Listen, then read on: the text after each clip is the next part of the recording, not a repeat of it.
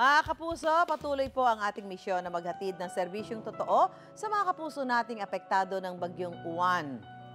Bukod sa mga kabahayan, marami rin pong nasirang mga kabuhayan. Gaya na lamang po ng mga magsasaka sa Nueva Ecija na hindi na mapakinabangan ang kanilang mga itinanim na palay matapos bayuhin ng bagyo. Bibisitahin sila ni Chef JR ngayong umaga. Hi, Chef! Hello, kamusta na yung mga kapuso natin dyan? Blessed morning po sa inyo mga kapuso. Hi ma'am, okay naman po sila. Kagaya ng nakausap natin kanina, yung mga kapuso natin dito, despite yung we consider na trahedya doon sa kanilang kabuhayan na nangyari, we are glad to say na wala naman po tayong casualty. Dito nga po yan sa Karanglan, Nueva Ecija. Specifically, nandito po tayo sa Sitio Sitio Botolan, dito po sa Barangay Burgos. At ito pong kinatatayuan natin ngayon is a good example kung ano po yung sitwasyon nila ngayon. Kasi ito po mismo, yung nakikita po natin hanggang sa likod po, dati po yung sakahan. Dati po nilang tinataniman yan ng palay at makikita po natin ngayon, para na pong ilog. Makikita natin punong-puno ng grabat. Ito mismo, yung kinakatapakan ko ngayon, ang dati pong level nitong palayan nila. In fact, ito po papakita natin mga kapuso.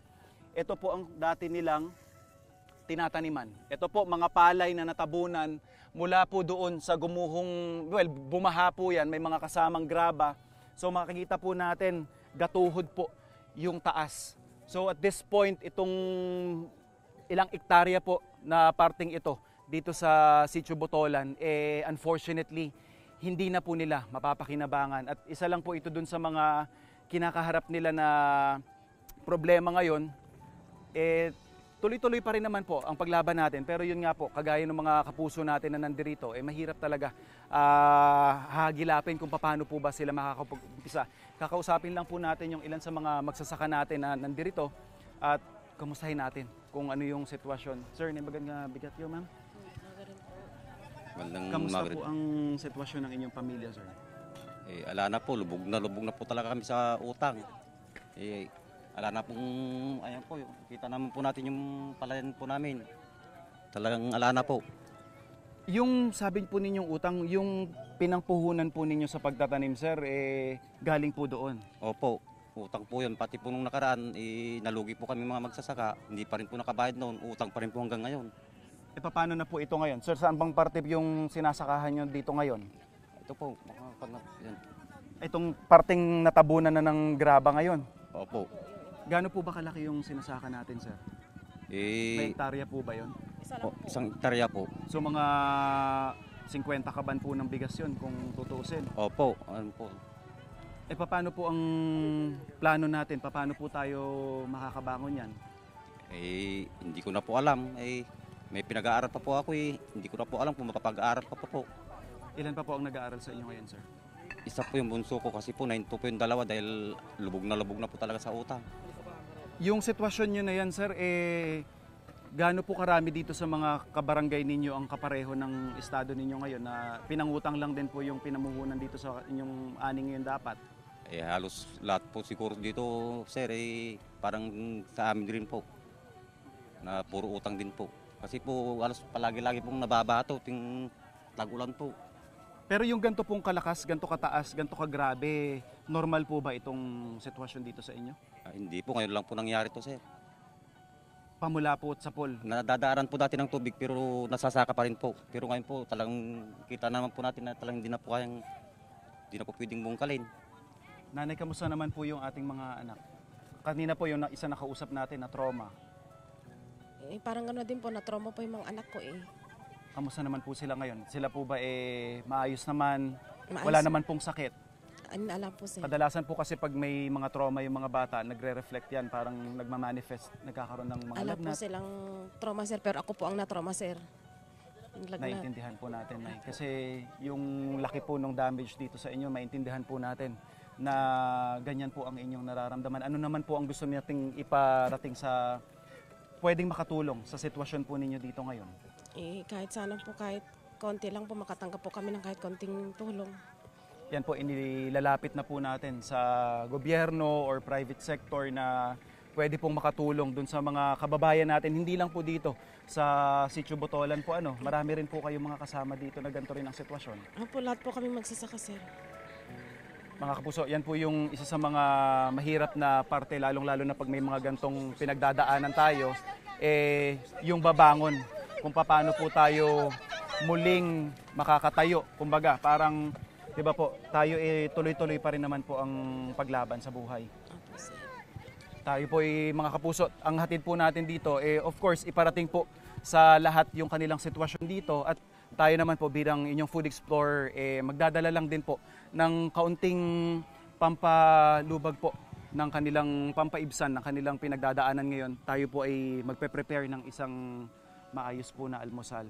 Ma'am, ilalapit po natin yan doon sa mga makakatulong sa atin at alam po natin na ang ating gobyerno kahit po paano, ultimo po kahit private sector, gagawan po natin yan ng solusyon. Ayan po ang ating Sige ma'am, para rin po maibsan ang ating pakiramdam, ipagluluto ko po kayo ng medyo mainit-init na almusal. Ayan po. Ayan. Sir, maraming salamat po. Mga kapuso, yun po, one of the least that we can do, aside from of course, letting everybody know yung kanilang sitwasyon dito is, eto, may gantong communal na activity ba? So somehow, we get to talk about stuff over hot meal. Ito po yung ating ipine-prepare para sa ating mga kapuso na nandirito is gumagawa po tayo ng ginataang kalabasa na may hipon. So, just like with anybody else sa bahay nila, yung kanilang sariling mga recipe, same lang po yung ating ginagawa dito. Nag-isa po tayo ng mga bawang sibuyas at luya. Tapos saka po natin inilagay yung ating kalabasa. Siyempre, meron po tayong gata diyan. At siyempre, para lang po mas nutritious at saka mas filling, naglagay din po tayo ng sitaw. At para medyo mas espesyal na kaunti, yung ating ginataang kalabasa, lalagyan po natin ng ating hipon. So more or less, pag ganito po karami, ganito rin naman po kalakas yung kala natin, this would siguro take us roughly mga 10 to 15 minutes pa. Finish lang din natin ng konti pang seasoning. At mamaya-maya po, eto mga kapuso, yung ating mga food explorers dito, mga kapuso natin na nag-aantay na po, haharap na naman sa panibagong yugto ng kanilang mga buhay, at least po, busog po tayong gagawin yan. So lagyan lang din natin ng sili, tsaka syempre yung ating malunggay. Ayan. So again, mga 10 to 15 minutes lang po ito mga kapuso. At ito po, yung ating mga kasama dito sa Sitio Botolan. Sila po yung ating pakakainin mamaya, makakasalo. At syempre, mamaya makakakwentuhan pa po natin sila, kakamustahin pa natin yung lagay. At ito nga, magandang pagkakataon po to para sa ating lahat, para mag-regroup, tapos magplano kung itong klase ng problema na hindi lang po kasi ito panandalian, ito ay magiging matagalang rehabilitasyon para muling magamit nila yung parting ito ng kanilang sitio para sa kanilang kabuhayan, which is yun nga po, kanilang pagsasaka. Mga kapuso, tuloy-tuloy po ang ating paghahatid ng serbisyo totoo, kaya tumutok lang po sa unang hirit. Matapos sumagupit ng sunod-sunod na bagyo, ang pagbangon naman ang sinusubukang gawin ngayon ng marami sa ating mga kababayan. Gaya na lamang ng ilang magsasaka sa bayan ng Karanglan sa Nueva Ecija na naglaho ang kabuhayang palayan dahil sa matinding baha. Sa pagpapatuloy ng ating misyon para sila'y makabangon, maghahatid tayo ng serbisyong totoo ngayong umaga kasama si Chef JR. Chef? A blessed morning, Ma'am Susan. A blessed morning, Kaysal. Tama ka dyan. Literal po na wipe out yung kabuhayan ng mga kapuso natin dito nga sa Karanglan, Nueva Ecija, specifically dito po sa Barangay Burgos, kung saan 50 hectares po ng buong sinasaka nila ang talagang na-damage. At ito po, kanina pa natin pinapakita sa inyo, itong kinatatayuan po natin dito. Hindi po ito ilog or parang yung pinagkukunan ng mga graba, kundi ito po mismo yung pinagsasakahan nila na natabunan na ng halos tuhod po yung taas. Makikita natin yung sa gilid na yan, yung ilang mga palay pa, na sana ilang linggo na lang maha-harvest na.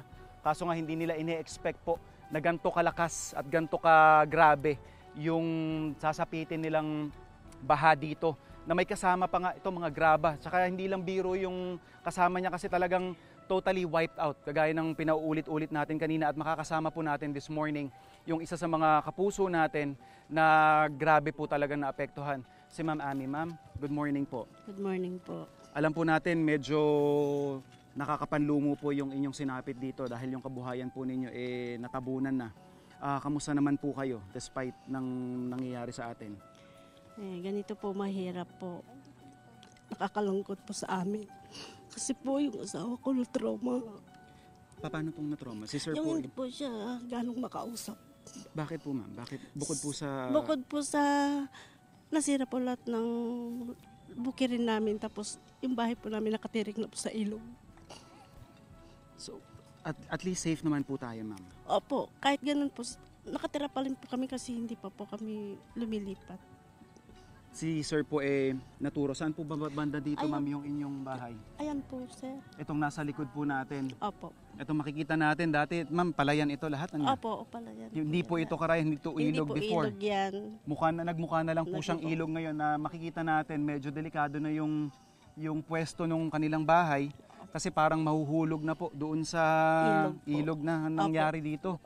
Si Sir naman po bukod po sa trauma, ano po ba yung pinoproblema niya bukod sa naranasan niyo dito?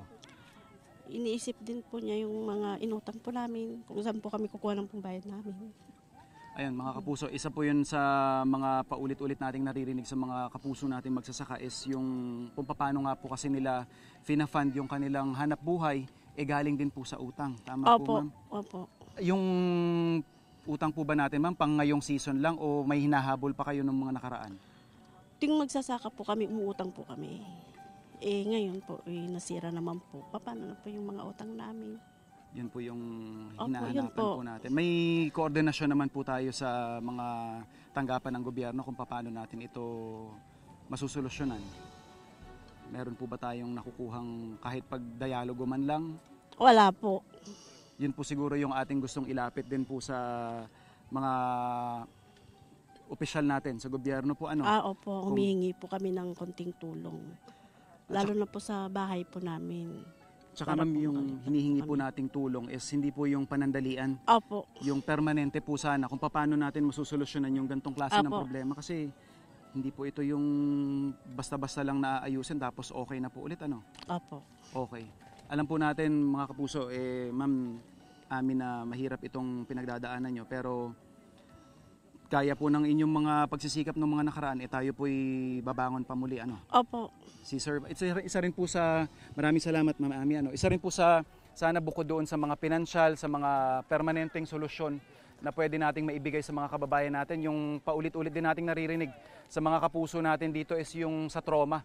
Sana meron din tayong mga ehensya ng gobyerno na tutulong doon sa mga kapuso natin na nasalanta dahil hindi lang po physical at saka pinansyal ang tinamaan dito, pati po yung kanilang mental health na talaga naman po yung talagang sinapit nila dito na sabi nila lampas tao daw po yung baha.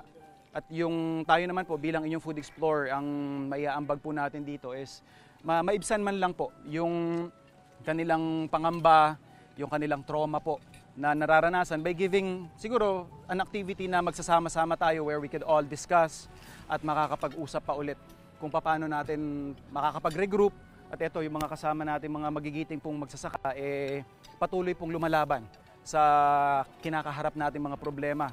Sir, magandang umaga po. Sir, kamusta ka ngayon? Ayos lang po. Inyanagan mo, sir? Ronald po. Sir Ronald, manatawan mo? Ilang taong ka na?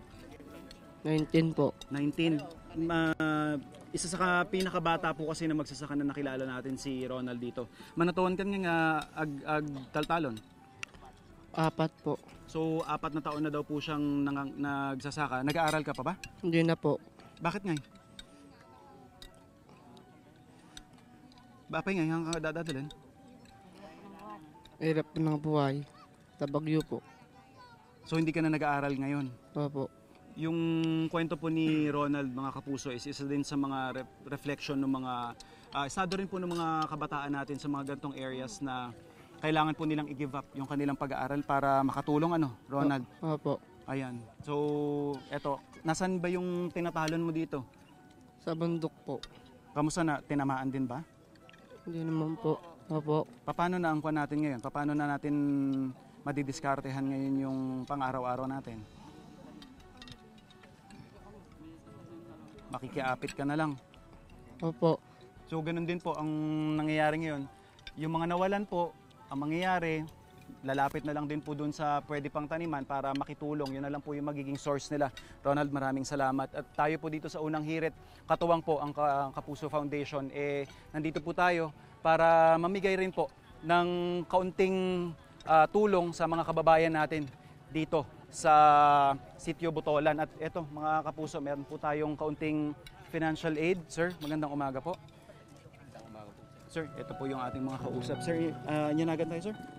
Christopher Dungkayan po. Si Sir Christopher po is yung presidente, sir po, no? Opo. Nang samahan niyo po dito. Opo. Sir, in behalf po ng Unang Hirit at GMA Kapuso Foundation, ito po yung ating tulong para sa inyo. Si Sir na po yung bahalang mag-distribute doon sa ating mga kapuso na matutulungan po ng ating kaunting financial aid para sa kanila. At of course, bukod po dyan, Sir, maraming salamat. Meron din po tayo dito mga relief goods at saka mga bigas na pwede rin po nating iabot sa ating mga kapuso. At ayan po, nakakatuwa rin despite ng mga pinagdadaanan natin, tuloy-tuloy po yung pagdating ng tulong at syempre doon sa mga gusto pang magpaabot ng inyong pagsaklolo sa ating mga kababayan, bukas po ang Kapuso Foundation para po tanggapin at i-distribute po doon sa mga talagang nangangailangan. So ito po yung ating mga ilang pamimigay, mga more or less 30 families at least po yung apektado ngayon. Dito lang po yan sa Sitio Botolan ang may bibigyan natin ng tulong. Tapos, again, ito po yung pinakamahirap na parte po kasi, sir, para sa inyo po sana, yung pagre-regroup nga po natin, mga kapuso. Pero, despite of all the problems na nararanasan natin sa Pilipinas, Unang Hirit at Kapuso Foundation, lagi pong tutulong at magbibigay po sa inyo ng serbisyong totoo. Lagi pong tumutok sa inyong pambansang morning show kung saan laging una ka, Unang Hirit. Wait lang! Huwag mo muna i-close. Mag-subscribe ka na muna sa GMA Public Affairs YouTube channel para lagi kang una sa mga latest kwento at balita. I-follow mo na rin ang official social media pages ng Unang Hirit. Thank you. O sige na,